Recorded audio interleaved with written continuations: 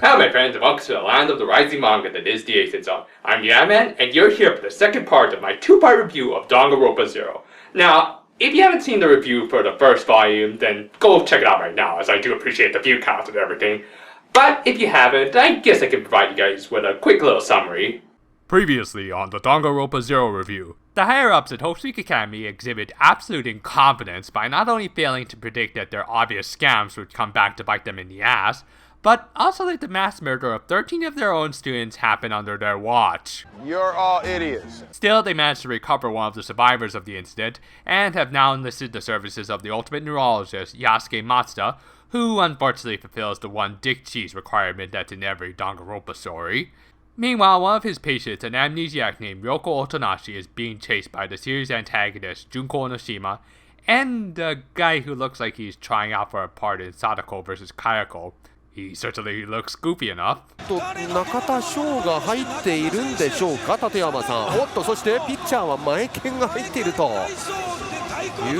Interestingly enough, I've heard that Yoko's surname is meant to be a reference to Yuzuru Otonashi from Angel Beats, yet another amnesia protagonist. Though, somehow I doubt any angel waifus are going to be coming down from the sky to save the day as we get into the despair-inducing final chapters of Danganronpa 0.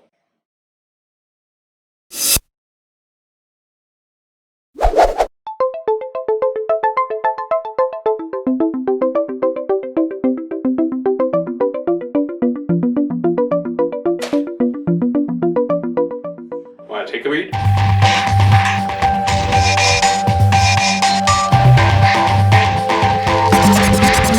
The cover of this novel features Matsuda, who, upon closer inspection, probably has the worst fashion sense in this entire series. I mean, he's got a dirty white shirt, wears his necktie way too loosely, and to top it all off, frickin' sandals. I mean, yes, I come from the state where slippers aren't uncommon, but still, we always try to wear something that matches.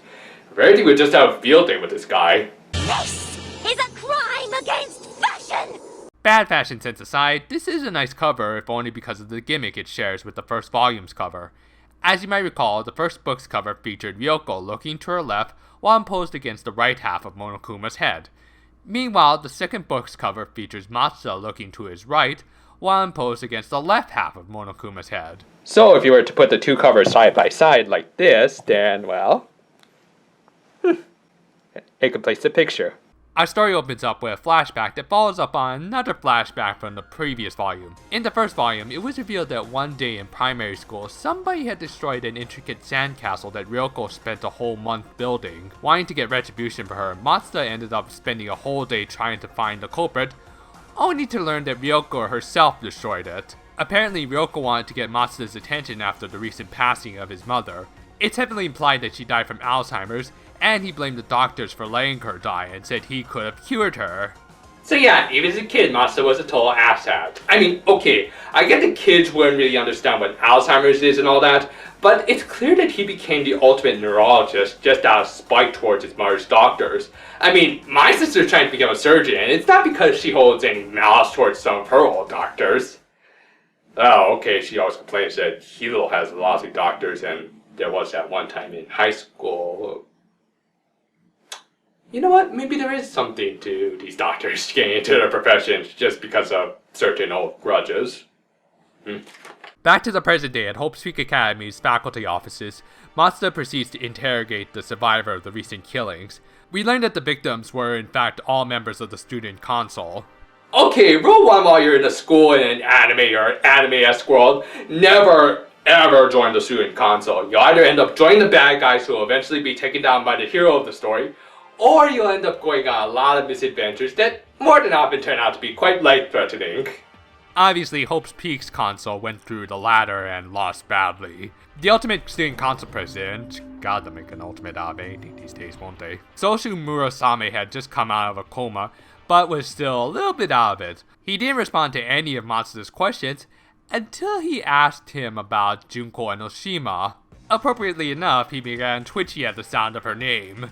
Personally, I don't blame the poor guy. I mean, I bet saying her name is like their equivalent to Bloody Mary. Actually,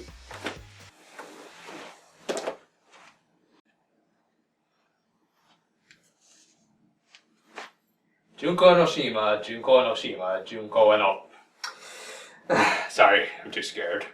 We cut over to Ryoko as she arrives at Matsuda's lab, hoping to warn him about she who shall not be named. Of course, he's not there, but a certain main character with a giant Ahoge was.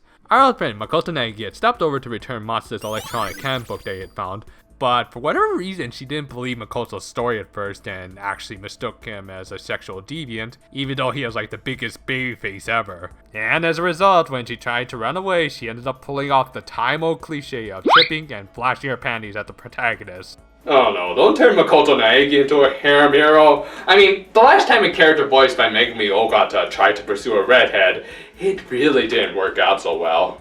Anyway, as it turns out, Makoto was an acquaintance of Ryoko's. In fact, he knew her before she became an amnesiac. However, before she could get any more out of him, who should stop by but the guy who never knows when to quit in these books, Madurai. I need an adult. I am an adult. He reveals that he is in fact the ultimate bodyguard who was supposed to protect the student console. Better rethink your career choice there.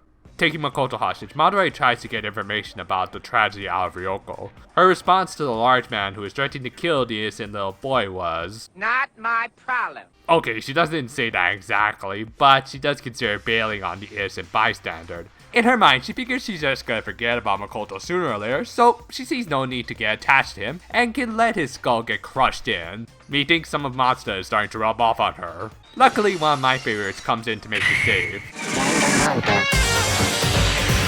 The ultimate soldier, Muko Ikusaba, utterly curb stomps toward Madurai, all the while acting like a complete kude in front of Makoto.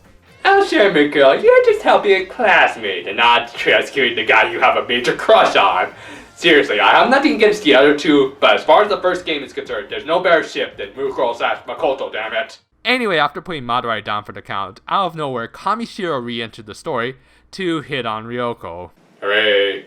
Also, he gave Mukuro a little bit of a glance, but they went right back to Ryoko when he noticed that she was lacking in areas he prioritizes. Haha, screw you, you little horn dog. Mukuro is awesome. However, despite his inappropriate behavior, Ryoko still ends up leaving with Kamishiro to learn more about what's going on. Thus, unfortunately, Makoto exits the story and I have to go back to Danganronpa if for my shipping needs. Shifting back to Matsuda and Murasame, the ultimate neurologist was able to confirm that one of the main culprits behind the tragedy was indeed Izuru Kamakura.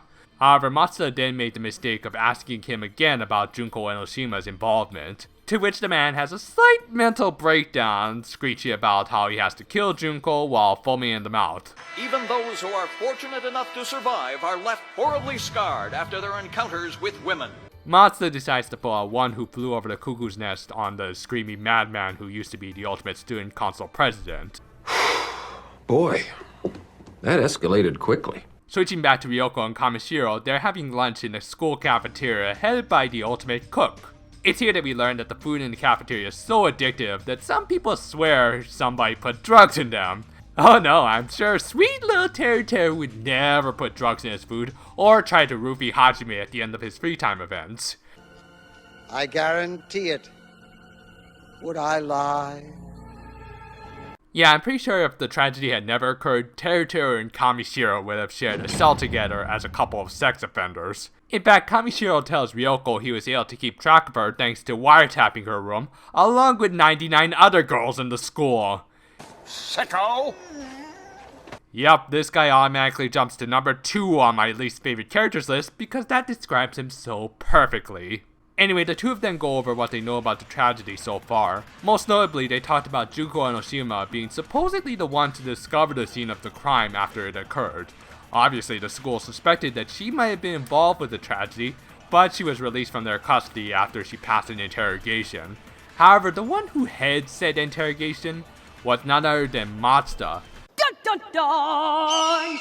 Kamishiro then theorized that Matsuda and Junko were in cahoots and just lied about the interrogation results. And it's with this that Ryoko starts to slip into full-on yandere mode at the thought of her man being with another girl, and after Kamishiro parts ways with her, she passes out. We then switch back to Matsuda, who was looking for Ryoko after having dealt with Murasame's corpse. However, while searching his lab for her, he instead runs into a much more unstable lady with giant pigtails. The two of them then talk, with Junko remaining vague about her exact motives, while shedding some light on Matsuda's. She hints that the main reason he's so attached to Ryoko is because she looks like his late mother. And as we find out later, this might be more than just a coincidence, but we'll save that for at the end. Anyway, Junko leaves Matsuda with a nice little poison ivy style kiss that leaves him temporarily paralyzed. Jeez, between this and the Magneto reference from last time, Junko is a bit of a comic book nerd, isn't she? What? We cut over to Ryoko, who wakes up in an empty concrete room. Ah, standard accommodations at Holiday Inn, I see. Though this one seems to offer special services, including morning tea served by a Monokuma maid. I mean, what? Okay, obviously Ryoko is not in a safe place, so when she saw the maid using a secret entrance to leave the room, she pushed her aside to get the hell out of Dodge. However, it unfortunately didn't lead to the outside, but rather to a classroom with a bunch of students also wearing the Monokuma mask. Oh no, I think my book has been possessed by the spirit of Stanley Kubrick. Ah! Okay, what's really going on here is that somehow Ryoko made her way into a secret underground society inhabited by the students from Hope's Peak's Reserve Department. They were enraged by how the academy was wasting their expensive tuitions and were starting a revolution. However, in order to become proper revolutionists, they believed they needed to feel some form of oppression, so they purposely sealed themselves off from the rest of the world. I get it. I don't get it. Yeah, it's obvious that these kids have completely lost it, and Ryoko tries to make a mad dash out of there. However, before she can, she gets distracted by what ends up playing on the monitors that the students were watching. And what she sees is anything but G-rated, as it's a video of a bunch of students killing each other in very grisly fashion. Apparently it's a favorite video of the reserve students, as they have watched it over 5,800 times! I think you can see his eyeball shoot through his brain. Let me have this. Honestly, I do want to give props to the writer for creating such an absolutely ominous atmosphere. However, just take this as a little warning. The 7th chapter in this book is basically Outlast Danganronpa edition, as Ryoko even stumbles upon a mutilated prisoner. An old man, likely a member of the steering committee, begs Ryoko to let him out. In exchange, he informs her on the reserve students' plans. Apparently their target is the ultimate hope, Izuru Kamakura, who is likely hiding out in the old school building. However, before she can let him out, a familiar laugh starts echoing through the halls, and again Ryoko passes out. Jeez, this girl faints more than every Disney princess combined. Thankfully, Ryoko soon wakes up in a bed in a much brighter room, Matsuda's lab. She peeks underneath the bed, hoping to find her beloved hiding there like he was in the last book.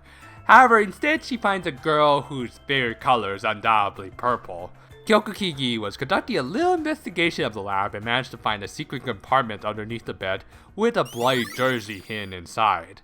Yep, Matsuo is more than likely the one who moved the corpse of the dead committee member in the last book, and he was hiding the clothes he wore that night. Furthermore, Kyoko had already figured out that he was responsible for Murasame's murder. Shocked by these revelations, Ryoko let out a massive scream in disbelief, and just as she did, the glass on the lab's door shattered, making her believe that she had awakened to her hidden powers.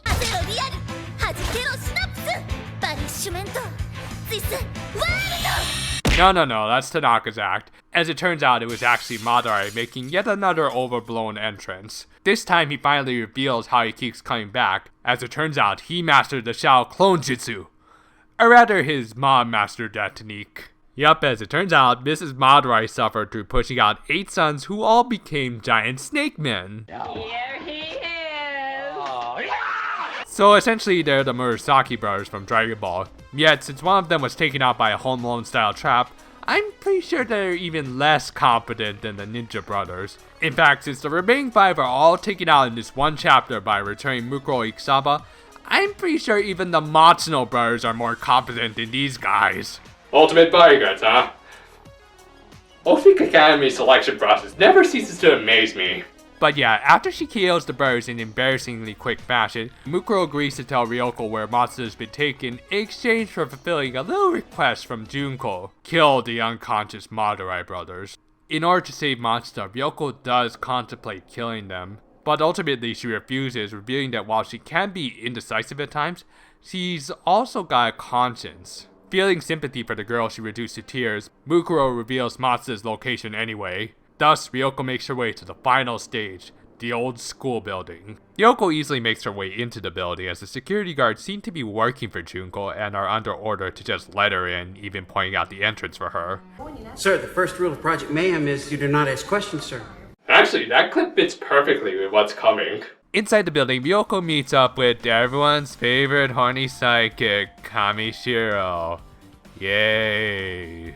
Together they enter a familiar looking elevator down to an area that would appropriately enough become the final stage to some other events. While writing it down, Kamishiro begins reflecting on his past. Uh-oh. He talks about how he's trying to use his talent to better himself. Dude, stop! He says he wants to defy his destiny as a kid who can never stand out. Dude, I don't like you, but I really think you should stop. You're gonna regret this. And even though he's scared, he's confident that he's gonna become the hero of the story and runs off into action. Okay, you're all witnesses. I tried to warn him. And sure enough, a few pages later, Ryoko finds him with his head facing the opposite direction of the rest of his body. Oh no, he was such an innocent soul who just wanted to get attention by sexually harassing girls, wiretapping their rooms, and sneaking into their bathrooms. He didn't deserve such a cruel fate, you bastards! Okay, can we open up the champagne already? Yeah, I'll save my thoughts on this whole scene for later, but needless to say, Kamishiro's death scene doesn't quite hold the same emotional impact of pretty much every character who died in this whole damn series. Anyway, the one who turned the horny spy into a Pez dispenser was none other than Izuru Kamakura, and it was at this point that a severe itch that had been bugging Ryoko for the past few chapters began to overtake her. My head's itchy. Every part of me is getting itchy. I'm about to itch all my skin off. Apparently seeing the ultimate hope was triggering something in her memories. Izuru then went on to explain what Junko has been up to. Unsurprisingly, she was the one who orchestrated the deaths of the student council members, though she didn't kill them directly, but rather had them kill each other. Somehow she trapped the console and Izuru in the old school building and forced them to play a prototype of a certain killing game that we're all familiar with. And as you can guess, that footage of them killing each other was then shown to the reserve corps students. The reserve students already hated Izuru for the VIP treatment he was getting thanks to their tuitions, but seeing said tuitions going into producing a killer like the ultimate hope pushed them over the edge into becoming despair-obsessed anarchists who are now under Junko's control. Junko did it all to start setting in motion events that would lead into a much more global tragedy. After this little exposition dump, Ryoko had finally realized that the man standing in front of her was not Izuru. It was Matsuda testing her to see if she could tell it was him. I'm not sure if he put on a disguise or not, though I doubt they make wigs that ratty looking. Matsuda opens up and admits that everything he's done up until now, hiding corpses, killing Ultimate Student Council presidents, was all meant to protect Junko Enoshima because he loves her. Honestly, I'm more surprised when male anime protagonists don't have weird taste in women.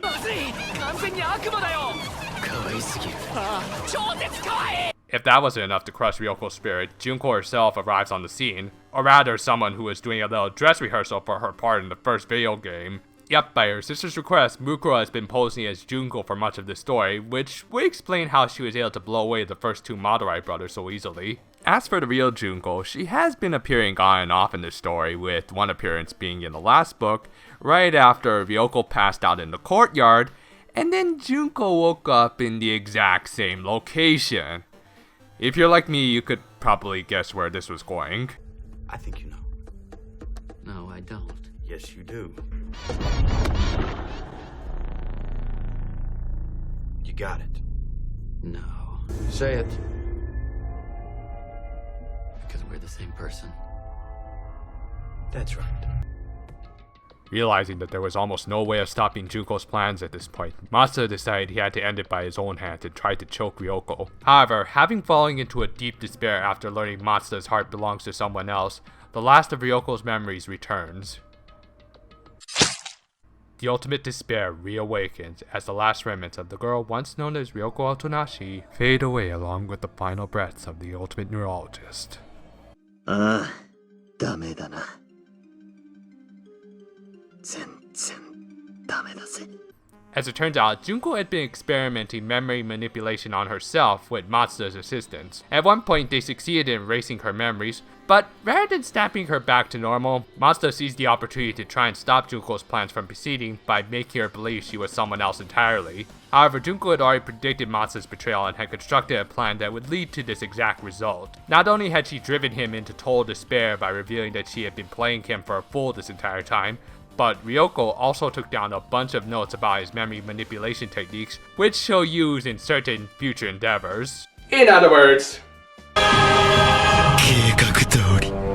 you knew that was coming. However, her main objective above all else was in fact to instill despair upon herself. Because believe it or not, she really did love Matsuda since they were kids. But just like she would do with her own sister later on, this gave her all the more reason to make him one of the few people she would kill directly. Our story closes with Junko heading back to her room to put on her makeup and bleach her red hair to a familiar shade of pink as she gets ready for the next game. Everything will come to an end. Your stupid hope. And your stupid life! Well, that was one hell of a ride. To really understand these books, I think we need to break them down bit by bit. First and foremost, it's obvious that these were written expressly for Danganronpa fans. Anyone unfamiliar with the series might feel a little bit alienated by it. I mean, the writing and dialogue is solid, but it does get really damn bleak at points. That 7th chapter is going to give me nightmares for weeks, but that's pretty much the kind of writing that we've come to like from Danganronpa. So if you're going to share this with a friend, absolutely have them play the first game, and then see if they are interested in reading this. Now for us fans, it's great supplementary material. It's by no means required reading, as major plot elements like Izuru Kamakura and the Reserve Course would be recalled and elaborated upon in Danganronpa 2, but what it does add to the lore is great. First of all, we really get to see how awful of a school Hope Peak Academy really is. I mean, we got a pretty good idea through the first 2 games, but here we get to really see how truly corrupt the higher-ups are, and the extent to which they're willing to preserve their precious research, even if it means putting the lives of May students at risk. Much like Gotham City in the Batman universe, it helps to turn the setting into a character in of itself. Speaking of characters, we got a few new ones here, though they're a bit of a mixed bag. Madara came off as a significant threat at first, but as he and his brothers were being taken on in progressively embarrassing fashion from stuff like home loan traps of all things, they became probably one of the most underwhelming groups of antagonists ever. Still, as disappointing as they were, at least they weren't outright wastes of a character like Yuto Kamishiro. Now, I've heard this character has a little bit of a following, and that's fine, everyone's entitled to their own opinion. I just tend to not like characters whose antics throw off the story's pace and detract from a great conflict. I mean, I get adding comedy to add some levity to an otherwise grim story, but Kamishiro's brand of comedy blends in about as well here as it does in a Happy Madison film, and is just as tasteful. He sexually harasses Ryoko after we just had a great and emotional scene between her and Mazda, and later admits to mass voyeurism during an important exposition dump.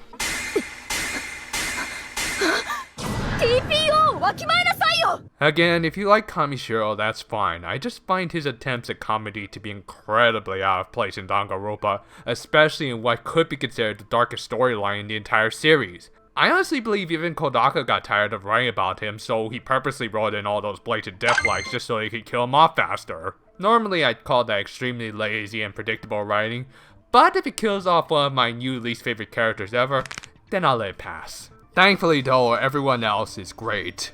We got some fun cameos from the leads of the first game, and for the first time we got to see how freaking adorable Mukuro Ikisaba is. And then there are our leads. Now throughout this, I've said I don't care much for the character of Yasuke Matsuda, and while I still don't find him all that likable, I do find him intriguing as he reminds me of a character of a classic tragedy.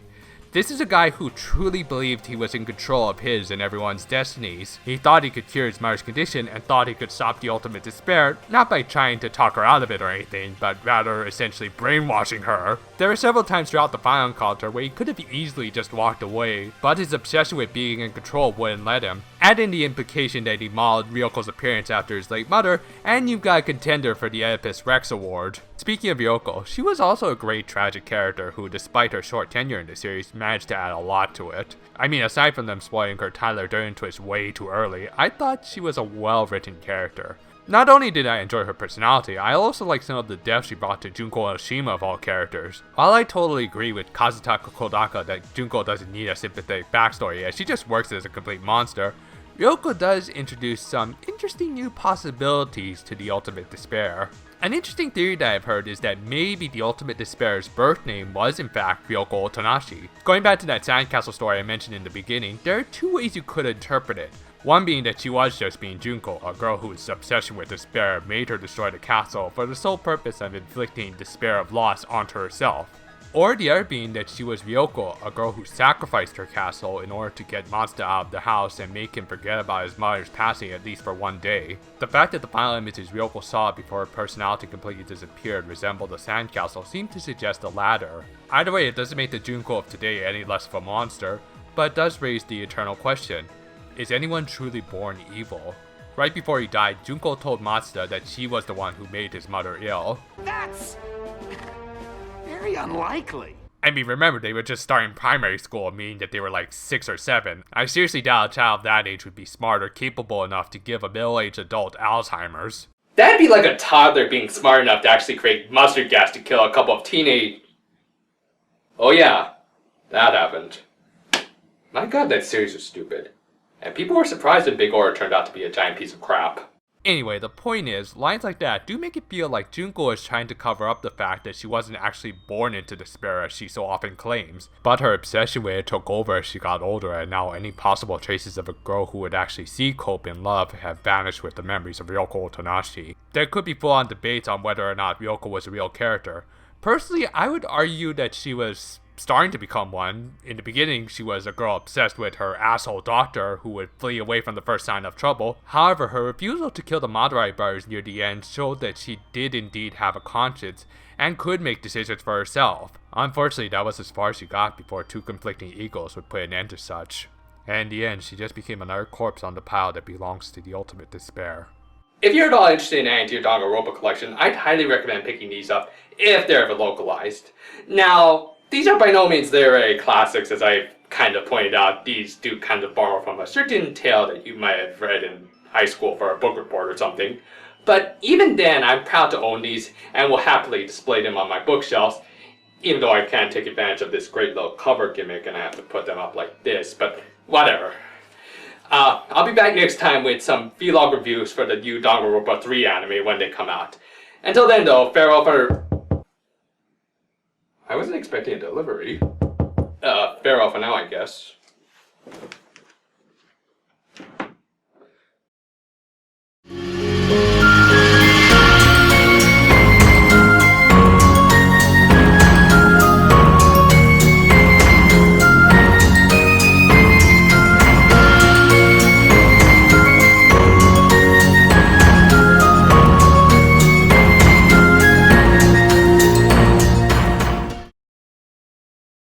Good, baby-chan. Good girl, good girl, good girl. Look, here's the cheese, here's the cheese. Go get it, go get it, go get it, girl.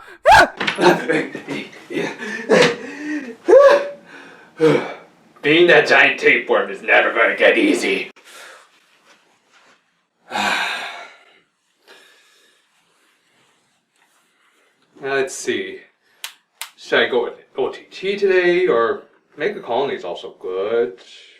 How about Link Joker? Oh yeah, that's a pretty fun client to play with. Thank you!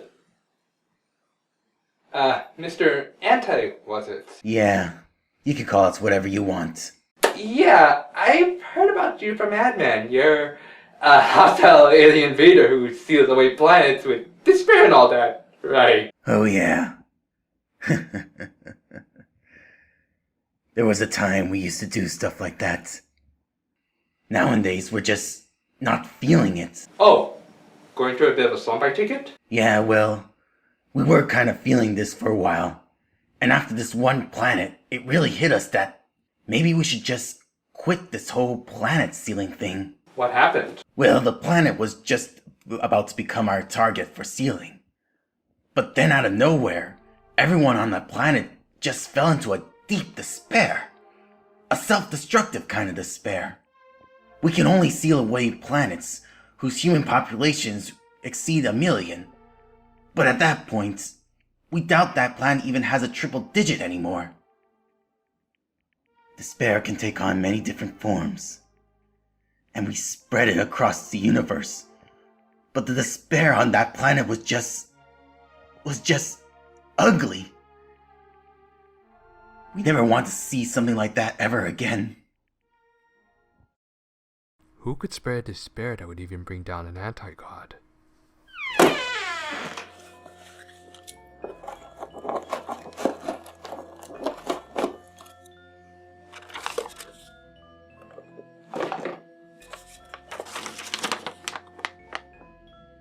the